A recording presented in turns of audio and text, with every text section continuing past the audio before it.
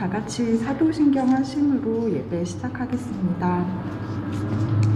전능하사 천지를 만드신 하나님 아버지를 내가 믿사오며 그 외아들 우리 주 예수 그리스도를 믿사오니 이는 성령으로 잉태하사 동정녀 마리아에게 나시고 본디오 빌라도에게 고난을 받으사 십자가에 못 박혀 죽으시고 제4일 만에 죽은 자 가운데서 다시 살아나시며 하늘 오르사 전능하신 하나님 편에 앉으시다가 산자와 죽은 자를 심판하러 오시리라. 믿사오며 거룩한 공의와 서로 교통하는 것과 죄를 사하여 주시는 것과 영원히 사는 것을 믿사옵나이다. 아멘. 오늘 나눌 말씀은 시편 32편 3절과 5절 같이 보고 싶은데요.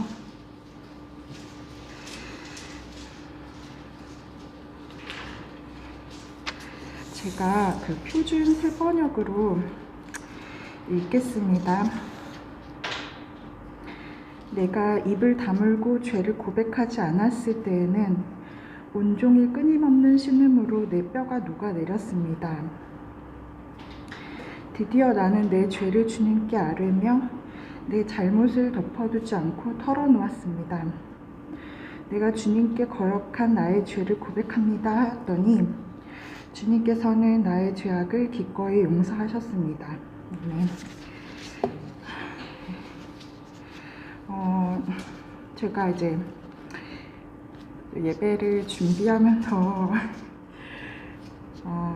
제 마음을 이렇게 돌아보는데 저의 관심이 이제 되게 이제 서서히 하나님께로부터 멀어져가지고 제가 이제 대하소설 장길산이라고 그 12권째를 읽다 보니까 거기에 이제 빠져있고 이제 그 앱테크라고 이렇게 조그만 포인트 모으는 게 있어요. 틈틈이. 이제 그거를 수시로 이제 하는 거에 이제 빠져서 이제 설 연휴 때 말씀 읽기 진도를 또 이제 게으르게 놓치다가 이제 지난주는 더 놔버린 채로 이제 일상을 시작했는데 이제 예배를 준비하면서 돌아보니까 진짜 너무 마음이 일단 우선 말씀이 마음에 살아있는 말씀이 없었고 그러다 보니까 이제 일하면서도 이렇게 되게 딱딱한 마음을 발견했는데 그냥 되게 피상적으로만 하나님께 도움을 구하고 그리고 뭔가 이렇게 자꾸 밀어두고 그다음에 잠시 덮어두고 일상을 그냥 계속 살아가고 있었는데 이제 3절 말씀처럼 이제 회개하기 전에 이런 어떤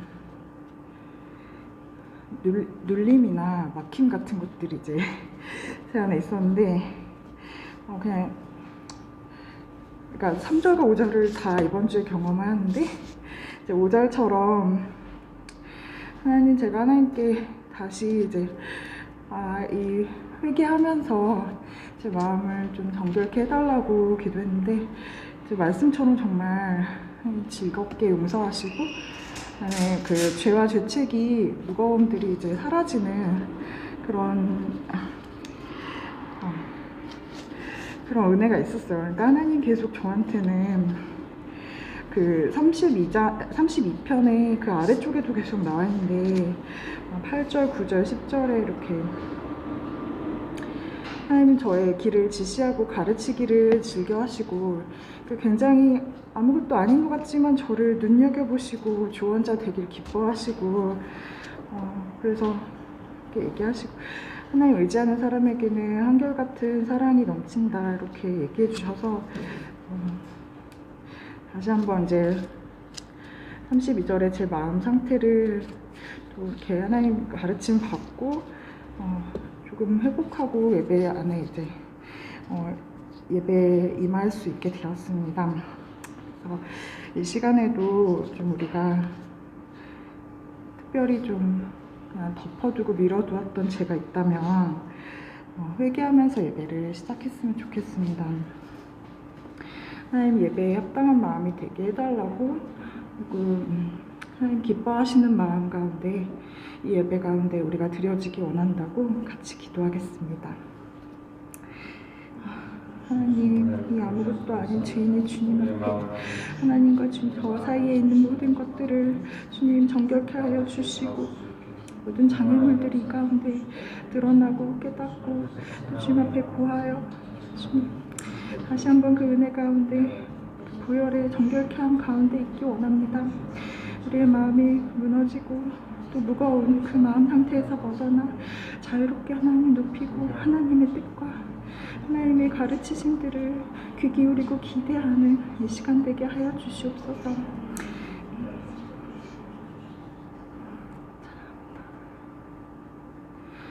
우리를 귀히 여기시고 인격적으로 지도하기 원하신 하나님을 찬양합니다. 주님, 이 예배 가운데 저희가 마음을 돌아보고 주님 앞에 회개하며 정말 정결한 마음을 구하였습니다. 주님, 이 시간 저희가 주님 앞에 숨겨져 있던 것들, 교묘하게 우리 삶에 얽혀있는 모든 문제들과 또 죄들을 하나님의 말씀 가운데 있는 통찰력으로 깨닫게 하여 주시고 예배 가운데 고침받게 하여 주시옵소서. 이 시간을 인도하신 하나님께 모든 것을 맡겨드립니다. 예수님의 이름으로 기도합니다. 아멘.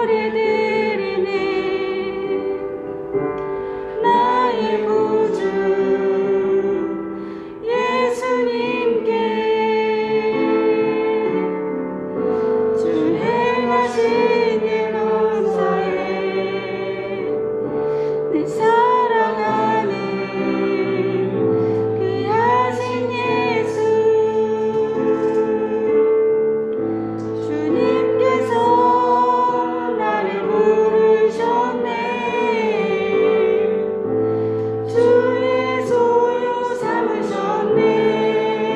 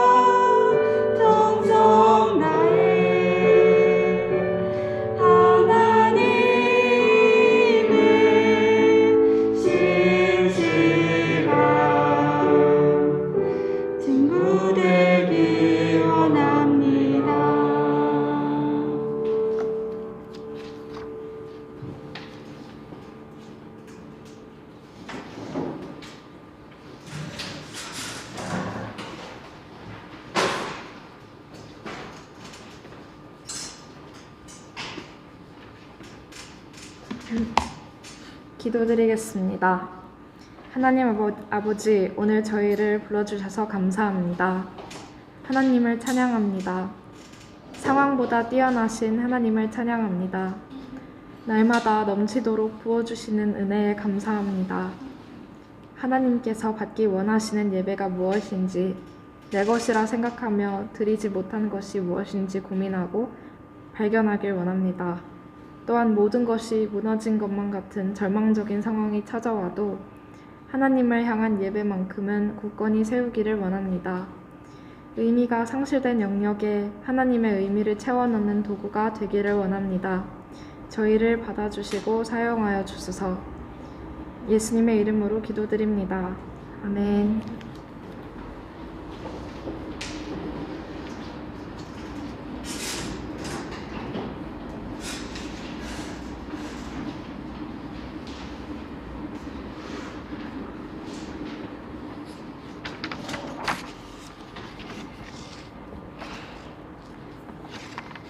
성경 말씀은 요한복음 4장 46절에서 54절입니다. 요한복음 4장 46절에서 54절입니다.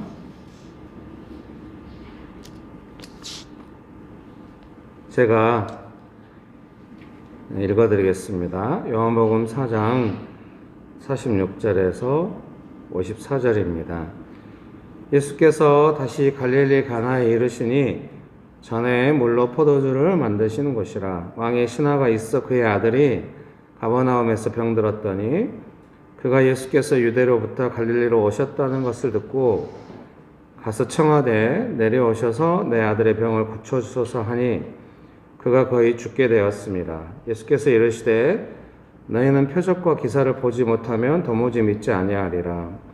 신하가 이르되 주여 내 아이가 죽기 전에 내려오소서. 예수께서 이르시되 가라 내 아들이 살아있다 하시니 그 사람이 예수께서 하신 말씀을 믿고 가더니 내려가는 길에서 그 종들이 오다가 만나서 아이가 살아있다 하거늘 그 낫기 시작한 때를 물은즉 어제 7시에 열기가 떨어졌나이다 하는지라.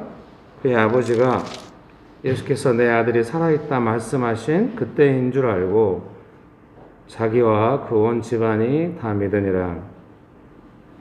이것은 예수께서 유대에서 갈릴리로 오신 후에 행하신 두 번째 표적이니라. 아멘.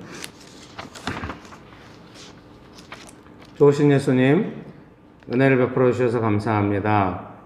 하나님만을 간절히 의지합니다. 성령 하나님 충만하게 역사하여 주시옵소서. 예수님의 이름으로 기도합니다. 아멘. 설교문을 다 받으셨을 것 같습니다. 그래서 설교문을 읽어드리겠습니다. 하나님이 세상을 이처럼 사랑하사 독생자를 주셨으니 이는 그를 믿는 자마다 멸망하지 않고 영생을 얻게 하려 하심이라. 요한복음 3장 16절입니다. 예수님은 우리에게 영원한 생명을 주십니다. 영생은 제가 이제 괄호치고 영어 버전 옮겨놓은 Eternal Life, 영원한 생명. 그 생명이 우리 일상에 가득하기를 기도합니다. 설교문 1번입니다. 예수님께서 주시는 생명. 예수께서 이르시되 가라 내 아들이 살아있다 하시니 예수님은 생명을 주시는 분입니다. 왕의 신하는 자신의 아들이 거의 죽게 되었다고 말했습니다. 아마도 열이 많이 난 것 같습니다. 예수님께서 생명을 주시면 열이 내립니다. 우리 삶의 영역에서 열이 올라 있는 부분들에도 예수님의 생명이 임하신다면 열이 내려갈 것입니다. 그리고 건강한 삶이 회복될 것입니다. 예수님의 생명이 없다면 열이 올라서 아이는 신하의 말대로 생명이 위태로웠을 것입니다. 예수님의 생명은 열이 내리게 하고 우리가 건강하게 살아가게 해주십니다. 아이가 열이 내렸다고 예수님의 생명을 잊어버려서는 안 됩니다. 생명이 어떻게 삶을 회복시키는지 알고 또 믿고 구해야 합니다. 예수님의 생명이 일상에 가득할 때까지 우리는 구해야 합니다. 여러분, 그런 은혜가 가득하게 되시기를 주의 이름으로 축복합니다. 그래서 이제 어떻게 예수님의 생명이 우리 일상에 가득하도록 기도하고 예수님의 도움을 구할 것인지 그런 부분이 좀 필요한 것 같습니다. 그래서 첫 번째로 좀 중요한 거는 사고의 확장이라고 할까요? 사고의 전환이라고 할까요? 그런 부분이 필요하다는 생각이 듭니다. 그래서 아이가 열이 나는 그 상황만 보고 있어서는 이제 우리가 당연히 마음을 쓰고 일을 하겠죠. 아이가 열이 내리게 하기 위해서, 건강하게 하기 위해서 우리가 무엇을 해야 할지에 대해서 애를 쓰고 수고할 수 있습니다.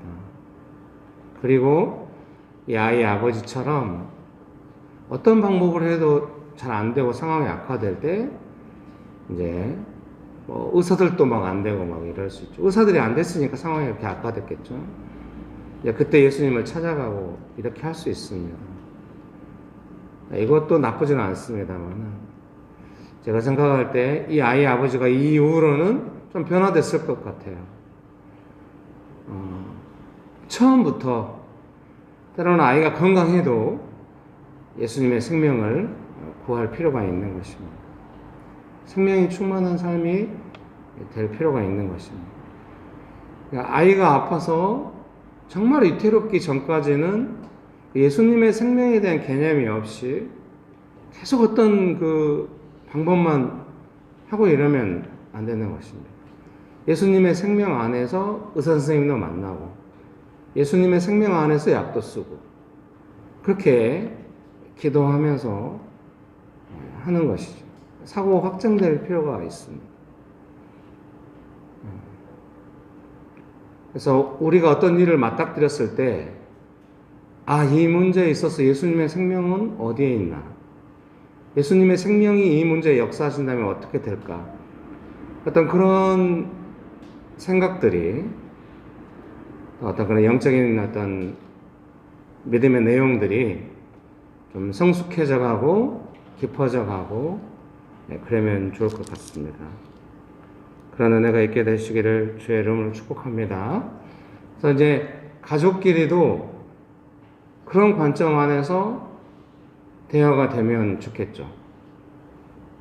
이제 예를 들면은 이것은 성경에는 안 나옵니다. 제 추측입니다. 아이를 기르는 사람이 엄마니까 아이가 열이 나고 아플 때 엄마가 제일 먼저 그 문제의 심각성을 받아들이지 않겠습니까? 근데 이제 당연하죠. 잘 모를 때는 아이가 아픈 것이 엄마한테 얼마나 고통이 되겠습니까? 그것이 고스란히 남편에게, 아이의 아버지에게 전달될 수 있습니다. 그때 이제 어떤 생명의 관점이 없다고 한다면은 아이가 아픈 것에 대한 부모의 고통, 수고로움, 그리고 허둥지둥 방법을 찾는 것, 이런 것만 있게 되는 것입니다. 그러면은 괴로움 중에 그 괴로움을 이기면서 그걸 가는 것이 아니라 이제 고통 속에서 방법을 찾게 되겠죠. 그런 의미에서 예수님의 생명이라고 하는 것은 이 아이의 아버지의 마음을 제일 먼저 아마 위로해 주었을 가망이 높습니다. 예수님은 가장 먼저 이 아이의 아버지를 만났기 때문에. 그래서 이 아이의 아버지가 예수님을 만날 때 이미 생명을 느끼겠죠. 예수님의 말씀 속에서 생명을 느끼고 실제적으로 그 결과도 아이가 건강해지는 것을 보면서 이제 예수님의 생명을 충만히 느끼지 않았을까 싶습니다. 그래서 삶에 어떤 문제가 다가올 때 예수님의 생명이 있다는 게, 생명이라고 하는 것이 뭐라고 할까요? 우리의 마음도 소망스럽게 해주고 삶의 상황에 대해서 낙담하지 않게 해주고 이 상황에서도 뭔가 생명이 아닌 요소들을 예수님의 생명으로 바꿔가는 거예요. 아이가 열이 많이 나서 아프다. 그건 좀 생명이 아니잖아요. 열이 시원하게 내리고 건강해지는 거. 이런 거 우리가 생명으로 느낄 수 있죠. 예수님 실제로 그렇게 하셨죠. 또 어떤 아이가 막 열이 너무 나잖아요. 저체온증이다. 그러면은 또 따뜻하게 해주는. 너무 인위적인 거예요. 그런데 이제 이 생명이라는 개념을 설명할 때 여러분이 너무 한쪽으로 막 일이 잘 되거나 뭐 그 문제가 쫙 해결되고 이렇게만 생각할까 봐 말씀드리는 거예요. 예를 들면은 이제 우리가 일반적으로 생명이라는 개념을 생각할 때도 식물이 건강한 상태로 잘 자라나게 되고 여러 상황에 맞닥뜨렸을 때도 그 생명력이 원활하게 되는 여러 요소들을 포함하고 있지 않겠습니까? 예수님의 생명이라고 하는 것도 그런 부분이 있겠죠. 그래서 예수님의 생명은 식물이 뭔가 생명력이 좋다 이렇게 할 때는 햇볕과 물과 공기, 식물의 상태 딱 단선적으로 설명할 수 있을지도 몰라요. 그런데 우리의 상황은 사람 수만큼이나 복잡하고 또 다양하잖아요. 거기에 맞는 예수님의 생명이 있고 예수님의 생명은 그렇게 한이 없고 넓고 크신 것이죠.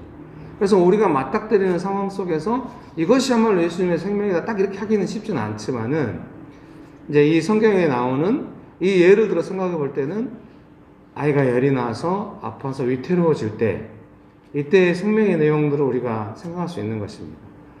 만약에 이것도 제 해석이고 추측입니다만은 이 열에 약한 아이들이 있어요.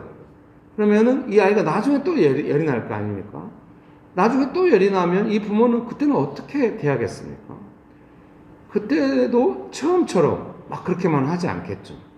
뭔가 생명 대신 예수님의 도움을 받아가면서 기도하면서 믿음 안에서 그 아이를 돌보고 이러겠죠. 그러면은 그 믿음 안에서 우리가 겪고 있는 그 문제에 대하여 예수님의 생명이 좀 역사하심이 있게 되는 것이죠. 그래서 우리가 그럼 뭐 다른 표현을 하면 예수님께서 베풀으신 은혜가 있는가 이렇게 느껴지는 것이죠. 그래서 지금 내가 하고 있는 이 일에 대하여 은혜가 있는 거 없는가 이런 거를 우리가 알 수 있거든요. 예배 드리고 나서 은혜가 있었는지 없었는지 금방 알잖아요. 왜 그러세요? 다 알잖아요. 응? 목사님의 설교가 은혜가 있었나 없었나 왜 모르겠어요. 금방 압니다.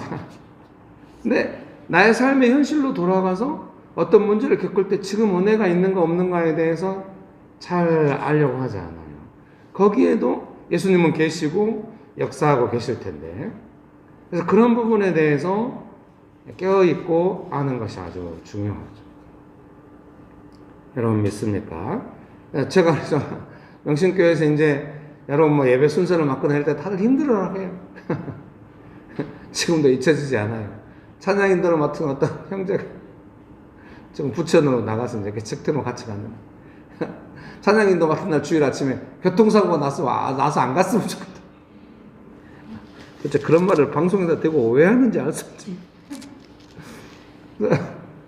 아주 우리가 막 웃으면서 그런 얘기를 왜 하냐고 이렇게 하고 했는데 지금은 잘하고 있는지 모르겠네요. 미안하게 생각합니다. 주일 예배 섬길 때 다들 막 이렇게 고민하고 나름대로 애쓰고 제 의도는 그거죠. 막 자기 습관처럼 이렇게 하게 안 하고 싶었죠. 좀 받은 은혜가 있어서 은혜 안에서 하고 교회에서 그걸 연습 안 하면 어디 살 데가 없으니까 자기 익숙한 일 하지 말고 은혜 받아서 하라고 이렇게 강조했더니 그 강조가 제가 너무 지나쳐가지고 사람들이 너무 부담스러워 하고 나서도 예수님 앞에서 자유해야 되는데 제 눈치를 보고 이런 크나큰 사태가 발생했습니다. 그래서 제가 또 이제 생명에서 벗어나 있었는지도 모르죠. 어떤 사람이 하려고 할 때 그 뭐 예배 섬기러 나와서 누가 뭐 없는 은혜 억지로 만들어서 하거나 뭐 거짓말로 하거나 하고 싶겠습니까? 잘 하고 싶은 거고 또 준비된 만큼 물론 이제 저도 막 억지로 할 필요는 없고 그냥 준비된 만큼 간단히 하라고 이렇게 여러 번 말했지만 이제 그게 안 되면 저는 약간 좀 준비도 안 되는데 억지로 하려고 그래. 뭐 이렇게 했는데 그것도 아닌 것 같아요. 그 억지로 하는 것도 다 뜻이 있을 거 아닙니까? 예. 오늘 설교가 어디로 갈지 모르겠어요. 그것마저 설사 그것이 뭐 좀 진실하지 않았거나 아니면은 뭐 억지로 했거나 한다 할지라도 거기서의 생명은 뭐겠습니까? 제가 그 부분을 또 고민하게 됩니다. 딱 잘라서 그렇게 하면 안 돼. 이것이 생명일까? 그것이 은혜일까를 다시 한번 생각하게 되고, 주일 아침에 기쁨이라고 하는 것은 은혜에 우리가 명확한 진실에 접근해야만 기쁘다 이런 개념이라기보다는, 물론 이제 뭐 거짓말로 막 없는데 뭐 억지로 꾸며내고 하면은 진짜 안 기쁘겠죠. 그래도 누군가는 그곳에서 설사 모든 사람이 진실하게 안 한다 해도 정말로 예수님의 생명을 받은 사람이라면 거기서 어떻게 할 수 있는가 하는 것을 저는 제 개인적으로 고민을 하고 있고, 그런 부분에 있어서 제가 기쁨을 잃어버리지 않고 예수님 주신 생명 가운데서 사역을 해간다고 하는 것은 저 또한 그런 예수님의 생명 안에 있어야만 가능한 일이 아닌가, 그런 생각을 하게 됩니다. 사랑하는 성도님 여러분, 여러분의 삶 속에서 어떤 상황이 발생했을 때 정말로 생명 없는 어떤 상황들이 많이 있을 수 있습니다. 그리고 그 개념이 전혀 없는 사람들이 어떻게 보면은 사망처럼 막 덮쳐올 수도 있어요. 그때에도 내가 생명을 빼앗기지 않고 예수님의 생명, 예수님께서 주신 생명을 지켜가면서 그 문제 안에서 어떻게 할 것인가. 예수님의 생명 이제 들었으니까 알지. 예수님은 생명의 주인이시고 예수님은 생명을 주시지. 그럼 내 삶 속에도 예수님의 생명이 역사하신다면 아픈 아이가 낫는 것처럼 그런 일이 있을 거라는 걸 알지. 아는데 현실에 부딪히면 안 돼. 그건 아직 좀 정확하지 않은 거죠. 막 예수님의 생명이 충만해가지고 완전 사망이 가득한 상황에서도 막 예수님의 생명을 흘려보내고 이러면 베스트죠. 근데 그럴 수 있는 사람이 많지는 않다고 생각해요. 그때 우리가 필요한 건 뭐겠습니까? 예수님께서 주신 생명을 지키고 나는 그 은혜 안에 있고, 그러니까 내가 받은 은혜를 놓쳐버리면 안 되는 것이죠. 그리고 그 은혜는 제가 생각하건대 점점 깊어지고 자연스러워지고, 이게 은혜가 깊어지고 자연스러워진다는 건 뭐겠습니까? 나의 욕구나 나의 의지나 나의 능력이나 이런 것은 뒷순위로 점점 밀려나게 되는 것이죠. 은혜를 제일 앞세우게 되고, 기본적으로 어떤 상황에서 은혜를 받으려고 하고, 은혜가 없으면 좀 초조해하고, 이제 뭐 옛날에는 뭐 내 능력이 안 될까봐 초조해하고 이러지만은 그런 것이 이제 예수님의 은혜를 경험할수록 별로 중요치 않다는 걸 알잖아요. 예수님의 은혜가 아니면 안 되는구나. 어차피 우리 인간은 다 능력의 한계가 있기 때문에 내 삶에 어떤 일을 만날 때마다 어떤 사람이 내 인생에 다가오는 모든 일은 다 내 능력 안에 있다. 그런 사람이 어디 있겠어요? 한 명도 없어요. 수시로 작은 일도 때로는 능력 밖에 있어요. 그러니까 언제나 예수님의 은혜를 사모해야 되는데 삶에 다가오는 상황마다 우선순위가 예수님의 은혜를 받고 은혜 안에 머물고, 그래서 은혜가 조금 없다 싶으면 좀 초조해하고 이렇게 살아가는 것이죠. 여러분 믿습니까? 그래서 저도 이제 그렇게 몇십 년 동안 사역하고 이제 살아오다 보니까 또 성도님들 섬기다 보면 느껴지는 것이죠. 어떤 분들이 뭔가 조금 은혜가 메말라가고 이런 것 같은데 어떻게 도와야 되나 그런 생각이 있는 것이죠. 근데 그게 아쉬운 점은 내 삶에 은혜가 메말랐다고 하는 걸 좀 많이 메마르면 본인도 알 것 같아요. 그래서 그 은혜를 어디서 공급받을 것이냐 막 이런 스타일로 가거든요. 막 교회 예배가 그걸 공급해 줄 수 있는 것처럼 그건 아닌 것 같아요. 은혜는 어떤 분위기에 취하는 것은 모였을 때 가능할지 몰라도 은혜 주시는 예수님께서는 각자에게 주시잖아요. 모여 있어도. 은혜는 예수님께서 주시는 것이기 때문에. 그래서 그 사람 개인과 예수님의 관계가 회복돼야 은혜가 있는 것이지, 누구 말을 듣고 뭐 잠깐 감동이 있거나 분위기에 이거는 아닌 것 같아요. 좀 제가 생각할 때 물론 이제 모여서 함께 예배드릴 때 영향을 받을 수 있겠죠. 그러나 근본적으로는 은혜는 각자 또 예수님께 받는다는 생각이 들고, 각자 받은 은혜는 또 각자가 또 이렇게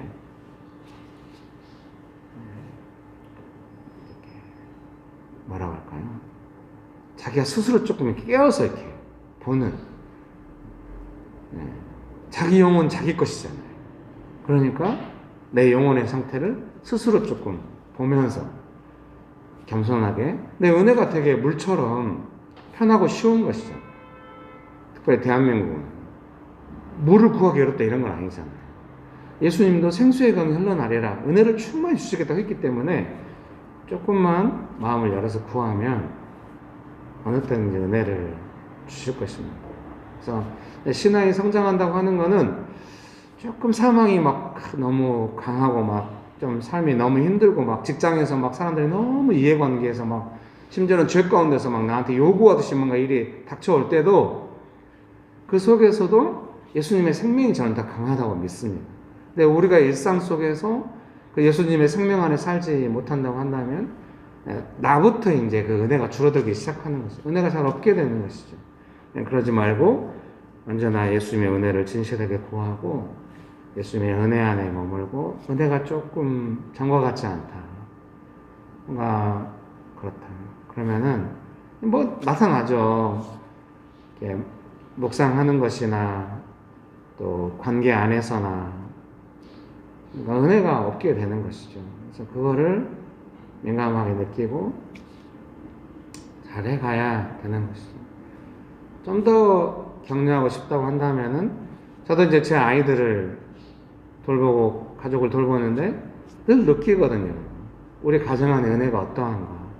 근데 조금 아니다 싶으면 늘 제가 이제 그 사역을 하죠. 여러모로. 셋째나 가정 안에 항상 은혜가 있도록 사역을 하는 것이죠. 여러분께서도 가족들과 함께 지내시는데 항상 좀 나중에는 정말 어려운 가족을 만나도, 은혜가 하나도 없고 너무 사망의 많이 놓쳐 힘들게 사는 가족을 만나도 그 은혜를 흘려보낼 수 있을 만큼 될 필요가 있습니다. 여러분들 나중에 느끼실 거예요. 그렇게 예수님의 은혜를 구하면서 사역하고 나면 좀 지친다, 그런 느낌이 있을 수 있어요. 그런데 그런 것은 너무 아름다운 거예요. 열심히 운동하고 나서 지치는 것처럼 약간 그런 느낌, 소모되는 느낌이라기보다. 그러니까 걱정하지 말고 할 필요가 있습니다. 나도 은혜가 없고 하면 진짜 지치죠. 그런 소진되는 것이죠.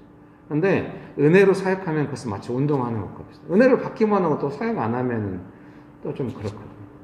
은혜는 기본적으로 이타적인 것이거든요. 예수님께서 대신 십자가 고난 받으시고 우리 죄를 용서해 주시는 것이 은혜죠. 은혜는 기본적으로 이타적이에요. 여러분 믿으십니까? 그래서 어떤 상황이 왔을 때 정말로 그 사망이 요동치는 정말 고통스러운 상황, 정말 그 부모에게 있어서 아이가 열이 나서 생명이 위태롭다, 이것보다 더 급한 순간은 없죠.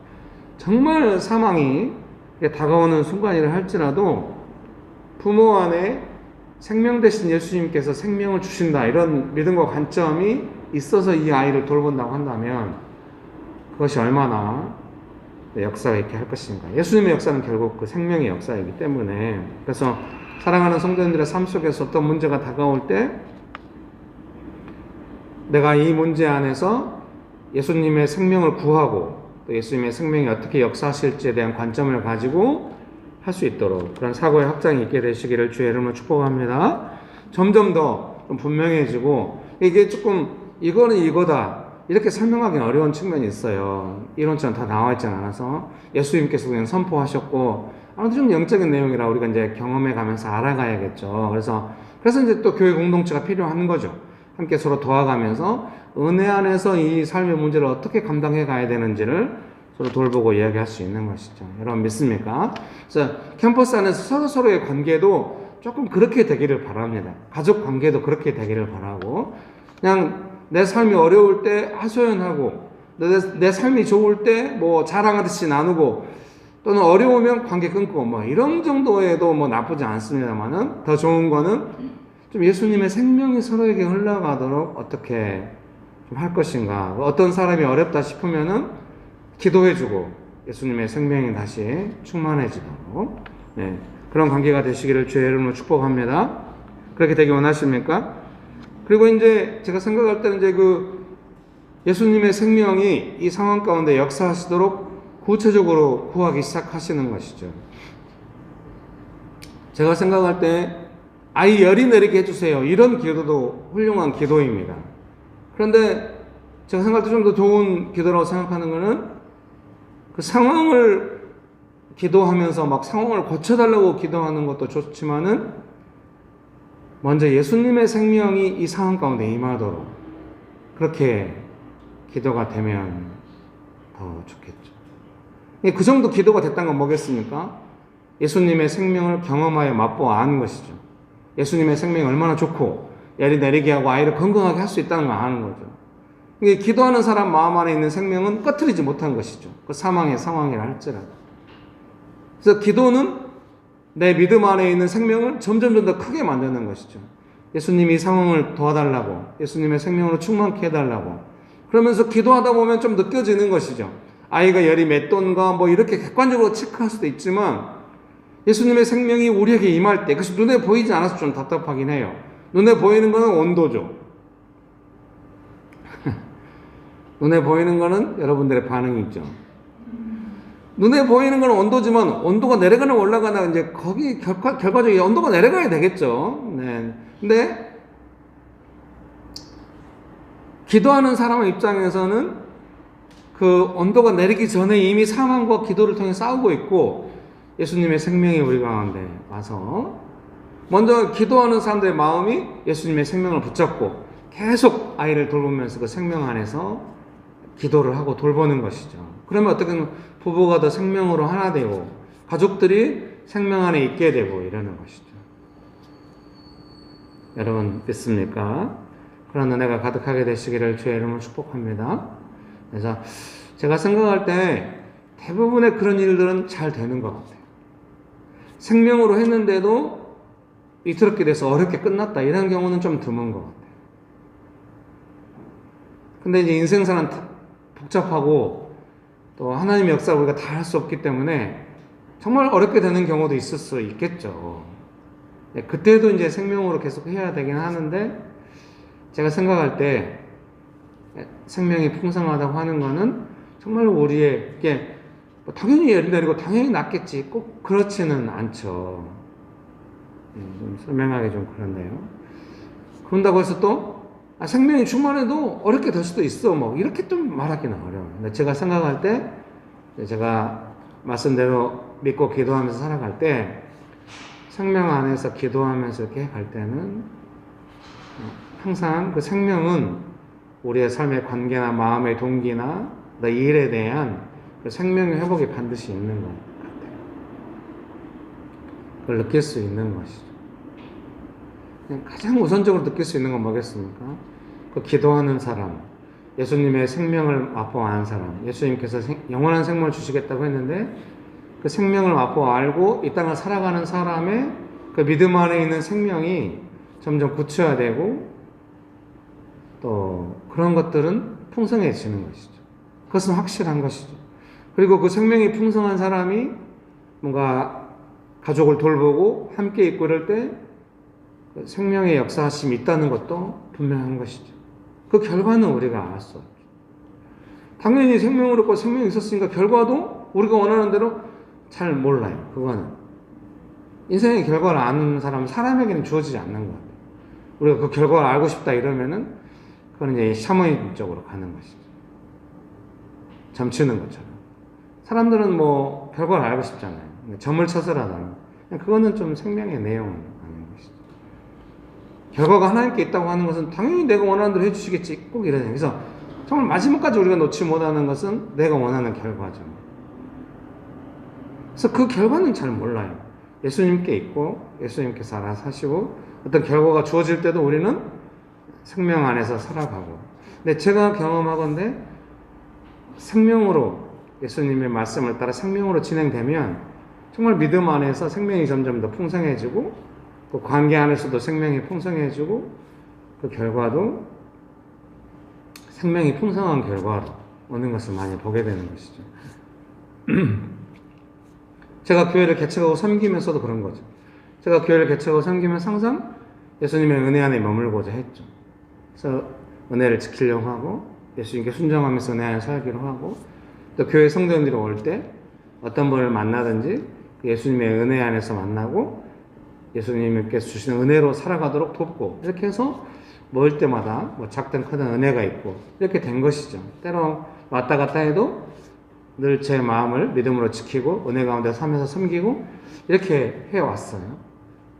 그런데 이게 결국 생명이 점점 풍성해져 가지고, 생명이 있는 것은 알겠는데 생명이 점점 더 풍성해져 가지고 교회가 부흥되고 아시아의 대도시 사역을 멋지게 하고 이렇게 될 것인가, 그건 모르는 것이죠. 지금 제가 해야 될 것은 무엇이냐면 그 결과를 예측해 가지고 막 아쉬운 마음이나 그 결과를 만들어내겠다는 마음으로 뭔가 움직여서는 안 되고, 이 생명을 따라가면서 생명이 메마르지 않게 교회 안에서 작은 일을 해도 예수님께 주신 생명이 있도록, 은혜가 있도록 하는 것이 제가 할 일이지, 결과를 어떻게 만들어낼 것인가로 해서 하는 것은 제가 할 일이 아닌 것이죠. 생명이 점점 풍성해져 간다고 한다면 그때는 예수님을 기뻐하면서, 그래서 조금 지금은 제가 재미없기도 하고 재밌기도 하고 그래요. 재미없는 거는 옛날에는 이제 진짜 개척, 도시에서 막 길에서 개척하고 이럴 때는 제가 모든 걸 다 세팅을 하는 거예요. 미리 와가지고 막 카페도 다 알아봐 놓고 막 이제 전도여행 하듯이 은혜가 있을 만한 것들 다 준비하고, 맛있는 정식사도 막 알아봐 놓고 막 이제 이렇게 하는 거예요. 장소도 다 하고 섭외하고 항상. 근데 지금은 그렇게 하진 않잖아요. 그래서 재미가 없어요. 근데 제가 이제 그 생명으로 세팅하는 사람들이 와서 막 느끼는 거예요. 막 은혜가 있다는 거를. 그래서 정말로 그 전도여행과 할 때 받은 은혜처럼 그 은혜가 있고 사람들이 그걸 누리고 하는 걸 느껴져요. 너무 행복했죠. 지금은 그러진 않아요.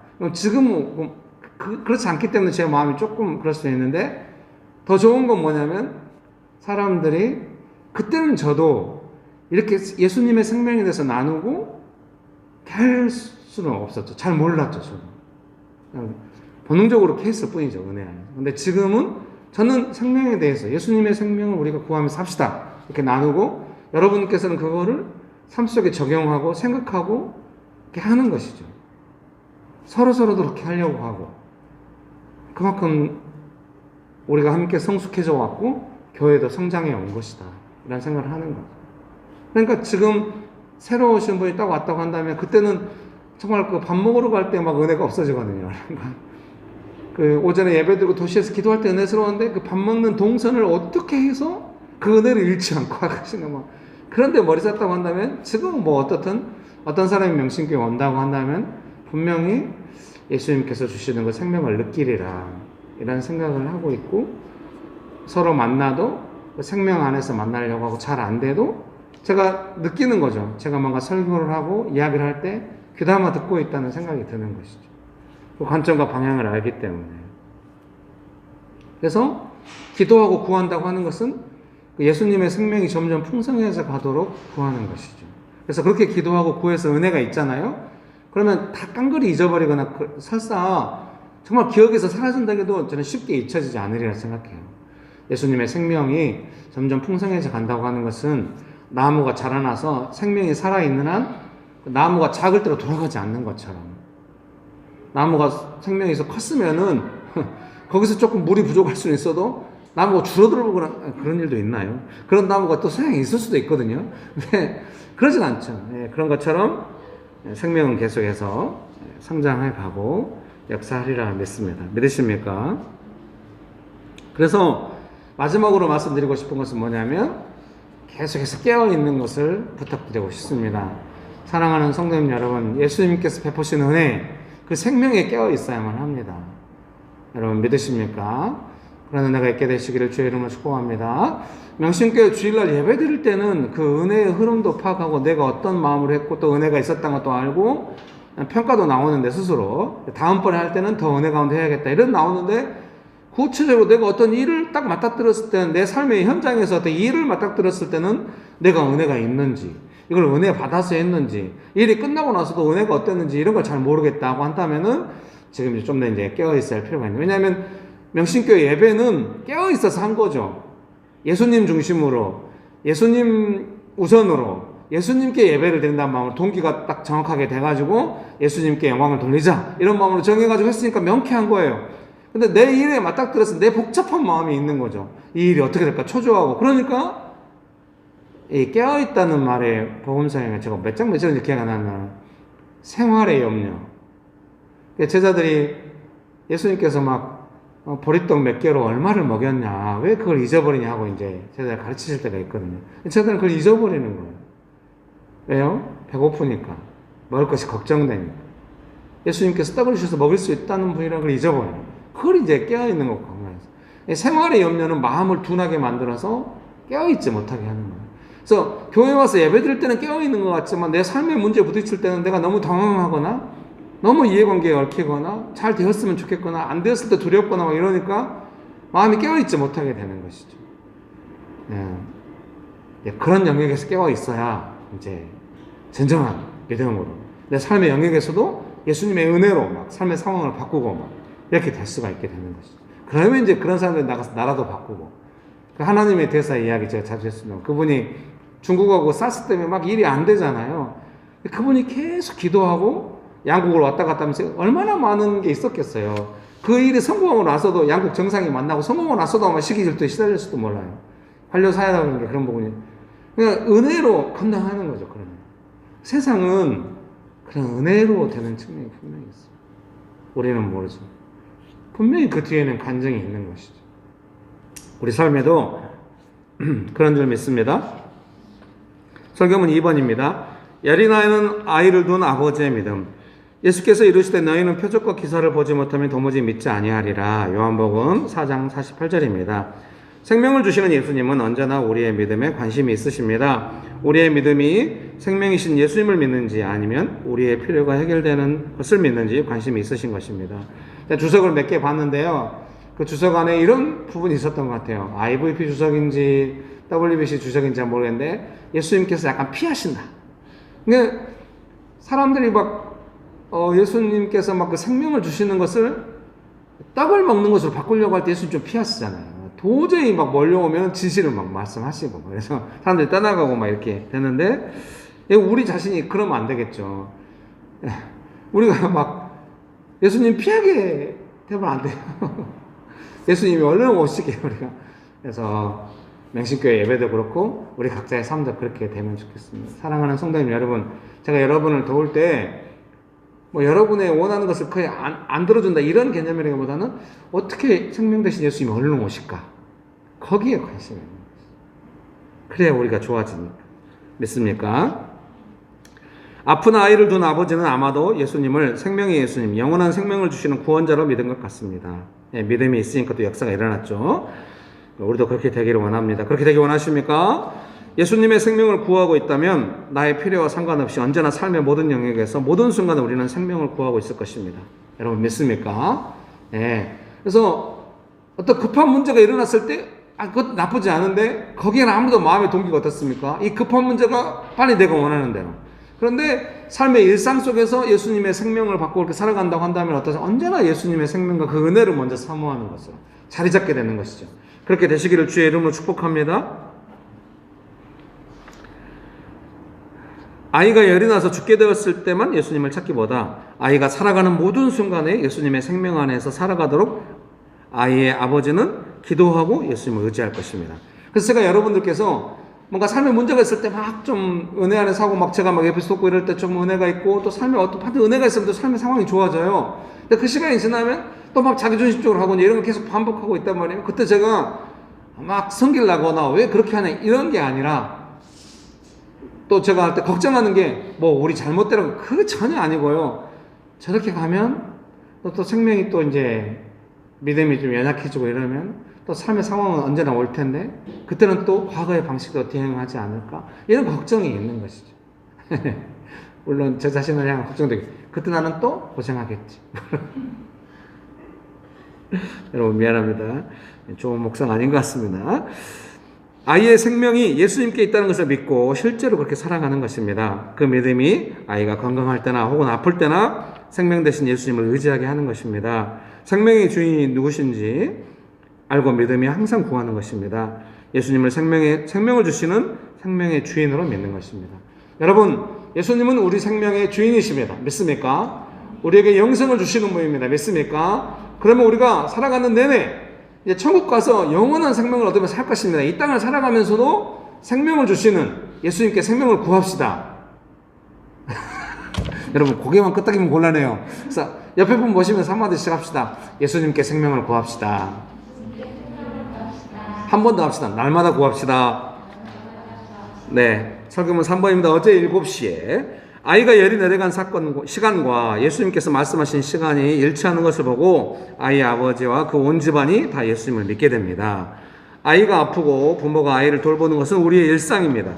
우리 일상에서 역사하시는 예수님의 역사심에 대해서 우리가 세밀하게 느끼는 것은 믿음을 성장하게 하는 것 같습니다.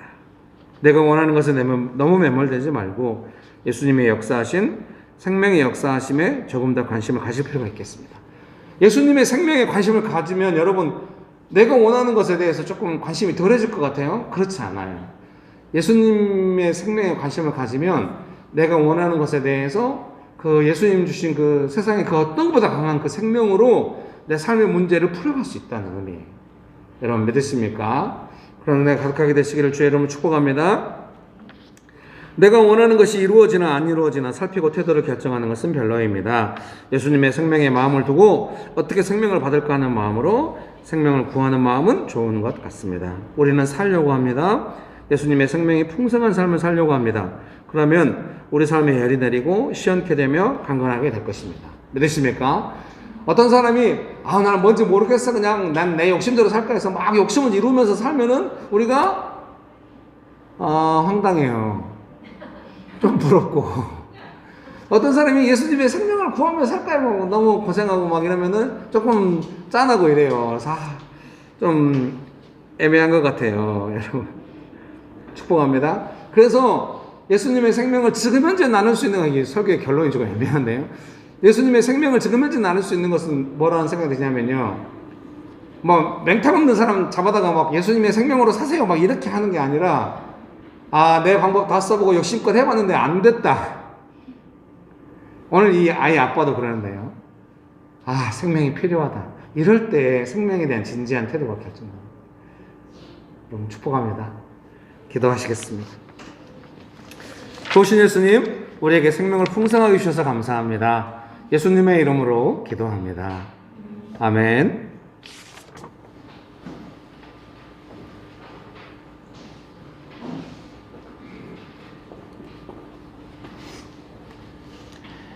사랑의 주님, 주님께서 허락하신 귀한 예물 중 일부를 감사함으로 올려드립니다. 예물들이 쓰여지는 곳에 주님 기뻐하시는 곳에 쓰여질 수 있도록 모든 쓰여지는 과정 가운데 주님 함께하여 주시옵소서. 그리고 제 삶도 아버지 주님께 감사함으로 올려드리며 아버지 주님의 기뻐하시는 일들에 쓰여지기 원합니다. 아버지 올려드리는 아버지 삶의 시간들 아버지 삶의 가운데서 주님께서 주시는 은혜와 생명이 충만하게 있을 수 있도록 주님 함께하여 주시옵소서. 모든 것 주님 의지합니다. 거룩한 주 예수 그리스도 이름으로 기도했습니다. 아멘.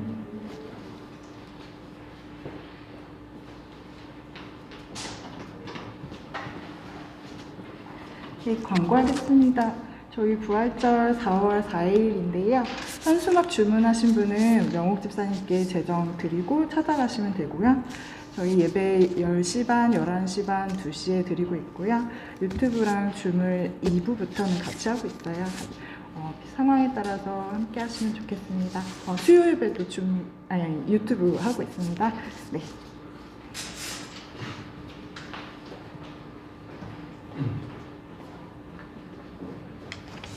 기도하시고 마치겠습니다.